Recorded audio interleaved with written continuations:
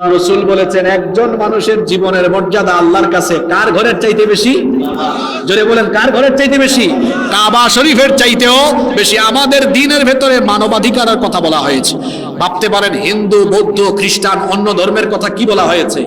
অন্য ধর্মাবলম্বীদের কথাও আমাদের কিতাবে বলা হয়েছে।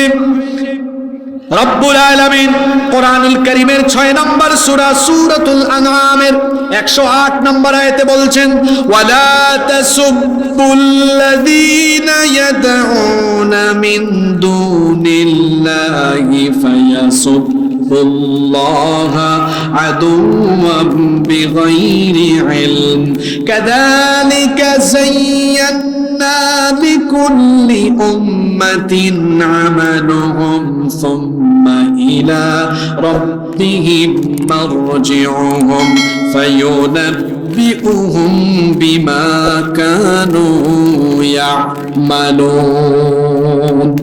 আল্লাহ তাআলা বলছেন, যারা আল্লাহকে বাদ দিয়ে অন্য কারো উপাসনা করে সেই সকল অন্য ধর্মাবলম্বীদের উপাস্যকে দেবতাকে তোমরা গালি দিও না।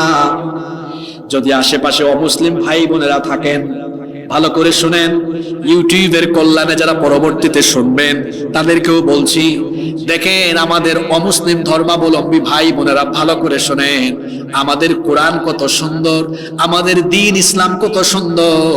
আল্লাহ আমাদেরকে শিখিয়েছেন অন্য ধর্মাবলম্বী কোন ব্যক্তির উপাস্যকে তুমি গালি দিতে পারবে না। হুকুমটা কার? আসতে বলবেন না, জোরে বলেন, হুকুমটা কার? আল্লাহ রাসূল বলেছেন, কারো উপাসনালয়ে হামলা চালিও না, কারো মন্দির গির্জা পেগুটাকে ভেঙে দিও না। এমনকি আল্লাহ রাসূল যখন কোথাও কোনো সেনাবাহিনী পাঠাতেন, যুদ্ধের বাহিনী পাঠাতেন, আল্লাহর নবী বলে দিতেন, মহিলার উপর হামলা করো না, দুর্বলদের উপর হামলা করো না, বয়োবৃদ্ধ বয়স্ক মানুষের উপরে, অক্ষমের উপর হামলা করো না, শিশুদের উপর হামলা করো না। আজকে পশ্চিমা দুনিয়া থেকে আমাদেরকে মানবতা শেখানো হয়, অথচ মানবতা বোধ তাদের ভেতরে নাই। দেখা যায় তারা এত খারাপের খারাপ, যুদ্ধের সময় তারা দেখা যায় বেসামরিক স্থাপনায় হামলা করতে করতে তারা হাসপাতাল পর্যন্ত বোমা হামলা চালায়। এরা মানবতার সবক দেয়, অথচ তাদের কাছে মানবতা বোধ নাই। পৃথিবীতে মানবাধিকার প্রতিষ্ঠা করেছেন মুহাম্মদ, আমরা বলি সাল্লাল্লাহু আলাইহি ওয়াসাল্লাম। মানবাধিকার সর্বপ্রথম তার হাত ধরেই প্রতিষ্ঠা হয়েছে। আল্লাহর নবী বলেছেন, যার যার ধর্ম তাকে পালন করতে দাও, বাধা দিও না।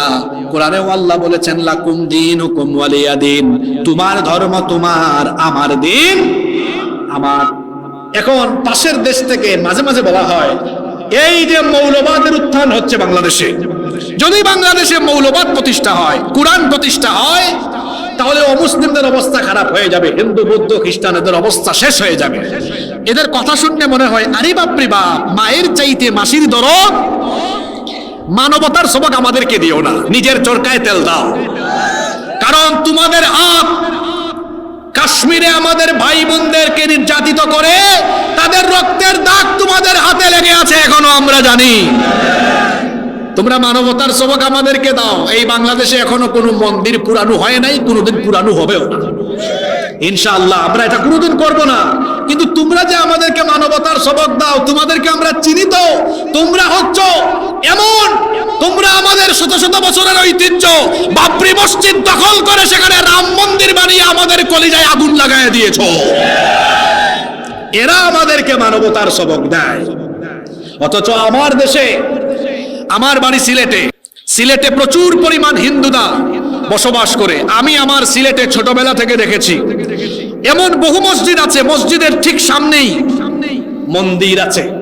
আজ পর্যন্ত সেখানে কোনো সাম্প্রদায়িক দাঙ্গা হাঙ্গামা বিশৃঙ্খলা কোনোদিন হয়নি। মুসলমানরা নামাজ আদায় করে, হিন্দুরা তাদের ধর্ম তাদের মতো পালন করে, কেউ কাউকে বাধা দেয় না। এটা হলো আমাদের সাম্প্রদায়িক সম্প্রীতির বাংলাদেশের সৌন্দর্য। এই সৌন্দর্য কোনোদিন নষ্ট হবে না। যদি কোরআন প্রতিষ্ঠা হয়, তাহলে অমুসলিমরা আরো বেশি সুবিধা পাবে। তার কারণ হলো, মায়ের কোলে শিশু যেমন নিরাপদ, মায়ের কোলে শিশু যেমন নিরাপদ, ইসলামী রাষ্ট্রে মুসলমানদের কাছে অমুসলিমরাও তেমন নিরাপদ। এজন্য আমাদের অমুসলিম ভাই বোনদেরকে আমরা বলবো, মানব কল্যাণে আল্লাহর আইন প্রতিষ্ঠা হলে আপনাদের কোনো দুঃখ থাকবে না, আপনারা আরো আরামে থাকবেন ইনশাআল্লাহ। কষ্ট হচ্ছে নাকি আপনাদের? নাম্বার 9।